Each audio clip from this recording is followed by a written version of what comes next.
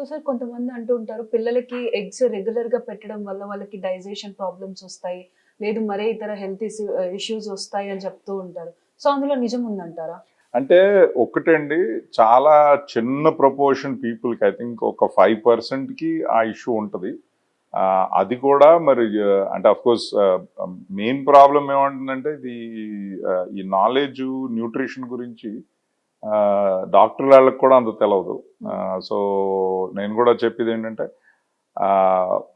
నేను చదివింది ఏంటంటే అది పిల్లలకి తొందర నుంచి స్టార్టింగ్ నుంచి అలవాటు చేస్తే వాళ్ళకి ఇమ్యూనిటీ వచ్చేస్తుంది దానికి ఇది.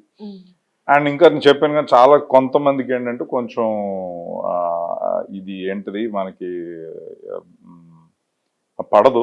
బట్ ఇట్స్ చాలా చాలా చాలా చిన్న ప్రపోర్షన్ అండి. అది యాక్చువల్లీ మిల్క్ పడనోళ్ళ కన్నా గుడ్డు పడనోళ్ళు చాలా తక్కువ మంది ఉంటారు.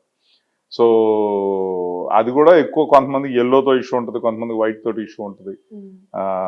బట్ అది అవి చెప్పినంత ప్రాబ్లం అయితే కాదండి అది.